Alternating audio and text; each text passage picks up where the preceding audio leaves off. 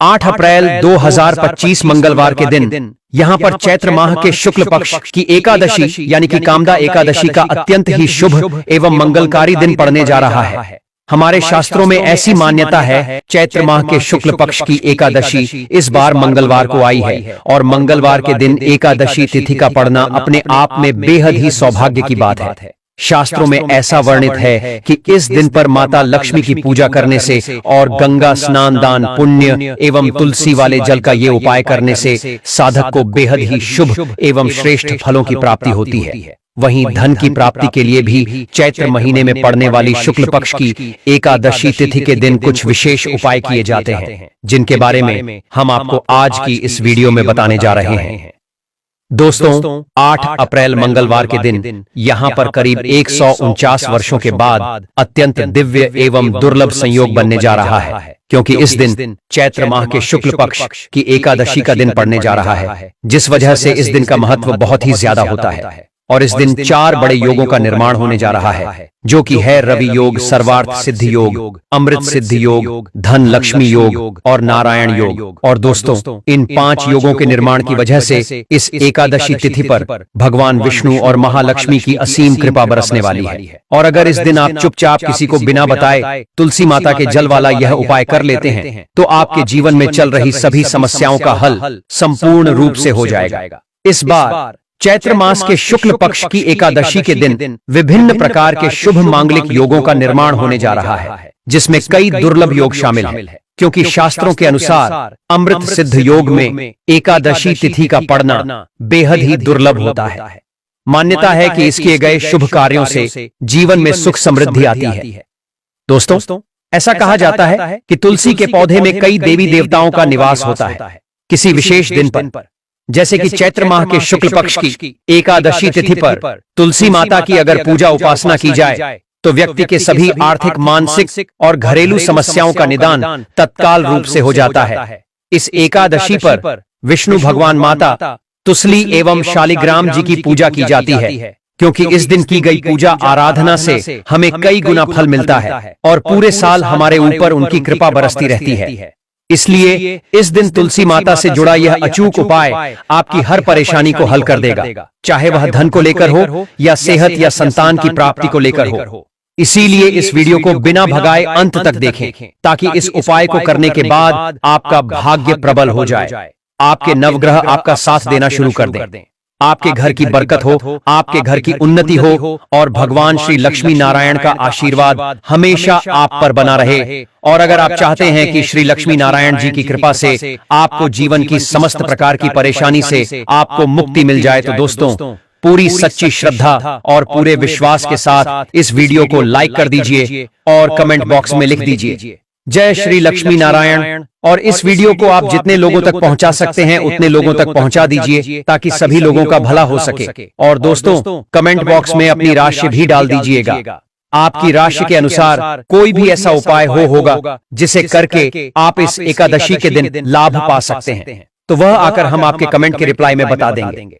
लेकिन आपसे निवेदन था, वीडियो लाइक करना मत भूलिए। और अगर आप लोग हमारे चैनल पर नए हैं तो हमारे चैनल एस्ट्रो केपी को सब्सक्राइब कर लेना। दोस्तों, मान्यता है कि चैत्र माह के शुक्ल पक्ष की एकादशी के दिन उपवास रखने और पूजा पाठ करने से घर में सुख समृद्धि का वास बना रहता है। वैसे तो हर माह में आने वाली एकादशी तिथि का अलग अलग महत्व होता है। ऐसे ही चैत्र माह के शुक्ल पक्ष की एकादशी को हम साल की सबसे बड़ी एकादशी में से एक के रूप में जानते हैं। इस दिन विष्णु सहस्त्र नाम और श्रीमद् भगवद गीता के पाठ करने से विशेष पुण्य की प्राप्ति होती है। दोस्तों, इस एकादशी का व्रत रखने से मनुष्य को हर तरह के पाप कर्म से मुक्ति मिल जाती है एवं पितृदोष से भी मुक्ति मिल जाती है। मान्यता है कि इस दिन पूजा, व्रत, दान आदि धार्मिक कार्य करने वालों पर लक्ष्मी नारायण जी के साथ साथ पितरों की भी विशेष कृपा बरसेगी। इसीलिए दोस्तों, आप लोगों को भी इस दिन तुलसी मैया के जल से जुड़ा यह विशेष उपाय जरूर कर लेना चाहिए, जिसके बारे में हम आपको बताने वाले हैं। दोस्तों, तुलसी एक ऐसा पौधा है जिसकी पूजा से बहुत ही चमत्कारी और बहुत ही शीघ्र लाभ प्राप्त होता है। भारतवर्ष में ही नहीं बल्कि संसार के लगभग अधिकांश देशों में तुलसी को पवित्रता की दृष्टि से देखा जाता है। अनेक औषधीय गुणों से भरपूर तुलसी का धार्मिक महत्व भी है। अनेक धार्मिक अनुष्ठानों, पूजा पाठ, हवन और तांत्रिक प्रयोग में इसका उपयोग होता है। पुराणों में तुलसी को भगवान विष्णु की पत्नी होने का गौरव मिला है। इसी कारण तुलसी जगत जननी भी है। परमात्मा के अनेक दुर्लभ वरदान में बरगद, पीपल और तुलसी को अमृत का प्रतिरूप भी कहा गया है। जहां तुलसी का पौधा लगा होता है वहां ब्रह्मा, विष्णु, महेश यानी त्रिदेव का निवास होता है। और तुलसी की पूजा करने से बड़ा महापाप भी उसी प्रकार नष्ट हो जाते हैं जैसे सूर्य के उदय होने पर अंधकार नष्ट हो जाता है। शास्त्रों के अनुसार जिन घरों में तुलसी का पौधा होता है उस घर में सुख, शांति और समृद्धि सदैव बनी रहती है। भगवान विष्णु और उनके अवतारों जैसे राम कृष्ण की पूजा और प्रसाद में तुलसी का पत्ता होना सबसे जरूरी माना जाता है, क्योंकि इसके बिना पूजा पूर्ण नहीं मानी जाती है। इन्हीं कारणों से सभी हिंदू परिवारों के घर आंगन में तुलसी का पौधा लगा होना जरूरी हो जाता है। और अगर आपके घर भी माता तुलसी विद्यमान है तो आपको उनसे जुड़े कुछ नियमों के बारे में पता होना अति आवश्यक है। दोस्तों, आप अपने परिवार के सुख, शांति और समृद्धि के लिए इस चैत्र माह की इस एकादशी वाले दिन तुलसी मां को चुनरी अवश्य चढ़ाना चाहिए, जिससे आपको माता लक्ष्मी और श्री हरि विष्णु का विशेष आशीर्वाद प्राप्त हो सके। वहीं दोस्तों, कई सारे लोग अक्सर जाने अनजाने में तुलसी के पौधे से जुड़ी कई गलतियां कर देते हैं, जिसका कि उन्हें दुष्परिणाम भी भुगतना पड़ता है। जैसे कि कई सारे लोग अपने घर में तुलसी का पौधा लगा तो लेते हैं, लेकिन तुलसी मां को चुनरी नहीं उड़ाते, जिसके कारण उन्हें फलों की प्राप्ति नहीं हो पाती। हमेशा याद रखें, माता तुलसी को चुनरी अवश्य चढ़ाना चाहिए, क्योंकि तुलसी न केवल एक पौधा है बल्कि यह हमारे मां के समान है। घरों में तुलसी को चुनरी उड़ाकर रखा जाता है, लेकिन इसका ध्यान कुछ लोग ही रखते हैं। आमतौर पर लोग तुलसी को लाल रंग की चुनरी उड़ाते हैं, लेकिन लाल मंगल का रंग है और तुलसी का कारक बुध है। बुध और मंगल मित्र नहीं है। बुध के अनुकूल ग्रह शुक्र और शनि है। इसीलिए तुलसी जी को सफेद, चमकीली, नीली या पीली चुनरी चढ़ाना अत्यंत शुभ होता है। कई लोग यह भी गलतियां करते हैं कि तुलसी की चुनरी काफी पुरानी हो जाती है या फट जाती है, लेकिन लोग उन्हें बदलते नहीं हैं। चुनरी बदलने के लिए लोग हमेशा एकादशी, अमावस्या या पूर्णिमा तिथि या कई लोग तो सीधा तुलसी विवाह का इंतजार करते हैं, लेकिन ऐसा करना बहुत ही गलत है। दोस्तों, जब कभी भी आपको ऐसा लगे कि तुलसी मैया की चुनरी पुरानी हो गई है या फट गई है, तो आपको तुरंत ही बाजार से नई चुनरी रहकर तुलसी मां को उड़ानी चाहिए। आपको न केवल त्योहारों पर चुनरी बदलनी चाहिए, बल्कि साफ सुथरी चुनरी मां तुलसी को हमेशा उड़ानी चाहिए। बगैर चुनरी के तुलसी माता अच्छी नहीं लगती। तुलसी मां नाराज होती है और आपको फलों की प्राप्ति नहीं हो पाती है। दोस्तों, तुलसी में कई दिव्य शक्तियां विराजमान हैं। जो लोग तुलसी माता की विधिवत पूजा करते हैं उन्हें अपने जीवन में कभी कष्ट नहीं आते एवं ऐसे लोगों को स्वर्ग की प्राप्ति होती है। वहीं शालिग्राम और तुलसी का विवाह करने से सारे अभाव, कलह, पाप, दुख और रोग दूर हो जाते हैं। दोस्तों, तुलसी के पास यह चीज कभी ना रखें। तुलसी मां होती है क्रोधित। जहां तुलसी का पौधा होता है वहां आपको अपने मुख से कड़वे बोल नहीं बोलने चाहिए। कामदा एकादशी में तुलसी मां और देवी माता लक्ष्मी को शुद्ध घी का 9 बत्तियां वाला दीपक अर्पित कर उनकी आरती करें। साथ ही इस दिन ब्रह्म मुहूर्त में उठकर तुलसी में 1 रुपए सिक्का नए लाल रंग के वस्त्र में बांधकर तुलसी के गमले में डाल दे। ऐसा करने से घर में धन समृद्धि का आगमन होने लगता है और घर में से गरीबी और दर्द खत्म होना शुरू हो जाता है, क्योंकि तुलसी मां को लक्ष्मी मां का वरदान मिला हुआ है। इसलिए धन की देवी मां लक्ष्मी आपके घर में कृपा बरसाना शुरू कर देती है। कामदा एकादशी के दिन तुलसी माता पर कच्चा दूध चढ़ाए। ऐसा करने से पितृदोष खत्म होते हैं और आपके पितृ आपसे प्रसन्न होकर आपके जीवन में धन के नए द्वार खोलते हैं और आपके ऊपर असीम कृपा बरसाते हैं। वहीं दोस्तों, इस एकादशी के दिन तुलसी माता के पौधे में सुहाग का सामान चढ़ाने से घर में खुशहाली आती है, जैसे कि कुमकुम, आभूषण, बिंदी, चूड़ियां, लाल साड़ी या चुनरी आदि चीजें तुलसी माता को चढ़ाएं। कच्चा दूध, मिठाई का उन्हें भोग लगाएं। ऐसा करने से तुलसी माता अत्यंत प्रसन्न होती हैं और घर में मां लक्ष्मी का वास होता है। धन प्राप्ति का हमें आशीर्वाद मिलता है। इसी के साथ दोस्तों, आप इस एकादशी तिथि के संध्या काल में मां तुलसी के पास एक घी का दीपक जरूर जलाएं और उसमें थोड़ा सा सिंदूर डालकर अपनी पति के लंबी आयु की कामना करें। साथ ही साथ एकादशी के दिन तुलसी के पौधे में हल्दी की गांठ बांध दें। ऐसा करने से नकारात्मकता ऊर्जा का नाश होता है, साथ ही घर में सकारात्मक ऊर्जा का वास बना रहता है। वहीं वास्तुशास्त्र के अनुसार तुलसी को हमेशा हमें विषम संख्या में रखना चाहिए। इसलिए अपने घर में एक 3 या 5 तुलसी के पौधे रखें। ऐसा करने से समस्त वास्तु दोष दूर होता है। अगर आपके घर में तुलसी का पौधा नहीं है तो इस दिन तुलसी का पौधा घर लाना शुभ होता है। चलिए दोस्तों, अब हम आपको बताते हैं तुलसी वाले जल का उपाय। देखिए दोस्तों, यदि आपके कार्य में बार बार कोई ना कोई बाधा आ जाती है, मतलब जब भी कभी आप कुछ अच्छा करने जाते हैं उल्टा आपकी हानि ही होती है, कोई शुभ कार्य में बार बार यदि विघ्न उत्पन्न हो रहे हैं, तो हो सकता है आपके घर परिवार पर किसी की बुरी नजर लग गई है। और इसके निवारण का सबसे प्रभावशाली उपाय जो है वो है तुलसी वाले जल का उपाय। तो देखिए दोस्तों, इस उपाय के लिए आपको जरूरत पड़ेगी 5 तुलसी के पत्तों की। तो आप एकादशी से पहले की रात में तुलसी के पत्तों को साफ पानी में भिगोकर रख दें। फिर 8 अप्रैल के दिन सुबह स्नान करने के बाद इस पानी को पूरे घर में ओम विष्णु कहकर छिड़क दें। मान्यता है कि ऐसा करने से घर में मौजूद सारी नकारात्मक ऊर्जा दूर हो जाएगी। ध्यान रखें दोस्तों कि तुलसी के पत्ते आपको तोड़कर नहीं लेने हैं, बल्कि आप यदि तुलसी के पौधे के पास देखेंगे तो निश्चित तौर पर आपको तुलसी के कुछ गिरे हुए पत्ते प्राप्त हो जाएंगे। ठीक है ना? तो इन उपायों को करने के लिए आप इन्हीं पत्तों का उपयोग करें।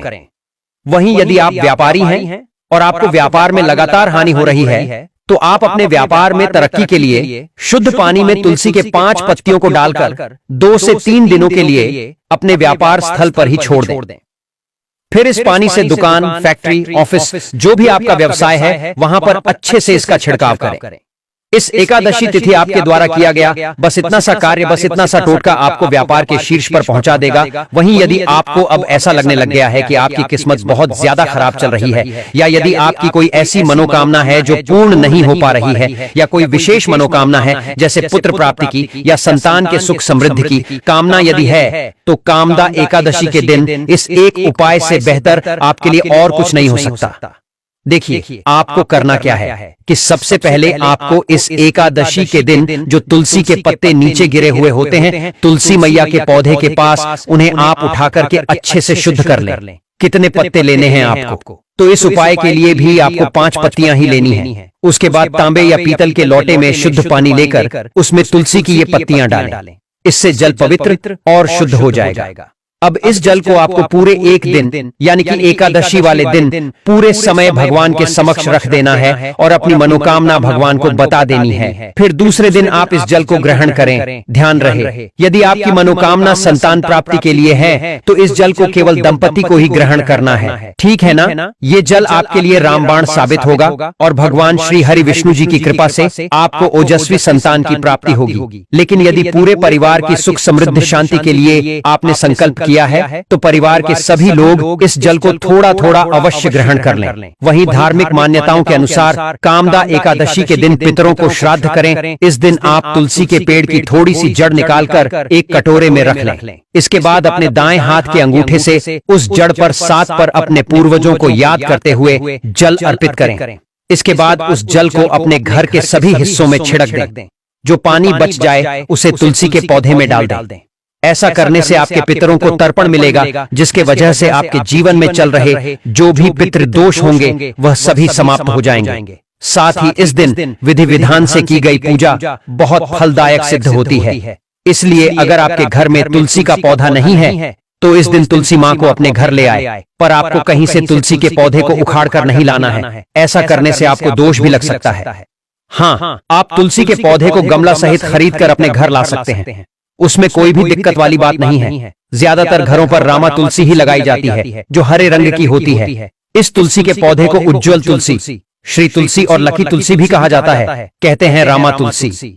घर में लगाने से हमारे जीवन के सारे कष्ट दूर होते हैं और सुख समृद्धि और खुशहाली से पूरा घर भर जाता है। इसी के साथ दोस्तों, एकादशी के दिन आटे से बना हुआ दीपक का भी अपना एक अलग ही महत्व होता है, क्योंकि आटे के दीपक को सबसे ज्यादा शुभ और पवित्र माना जाता है। आटे का दीपक तुलसी के नीचे जलाने से आपको मां लक्ष्मी के साथ मां अन्नपूर्णा और श्री हरि विष्णु जी का भी आशीर्वाद मिलता है। अगले दिन इस दीपक को आप गाय को खिला दें। इस उपाय से शुभ फल के साथ आपकी आर्थिक स्थिति भी मजबूत होगी। और इस दिन तुलसी पर यदि आप घी का दीपक लगा रहे हैं तो उसे लगाने से पूर्व उसमें थोड़ा सा अक्षत अवश्य डालें और दीपक जलाएं। इस उपाय से दरिद्रता दूर भागती है और मां लक्ष्मी प्रसन्न होती है। साल की सबसे बड़ी एकादशी में से एक के दिन लाल कपड़े में तुलसी के पत्ते लपेटकर घर की तिजोरी में रखें।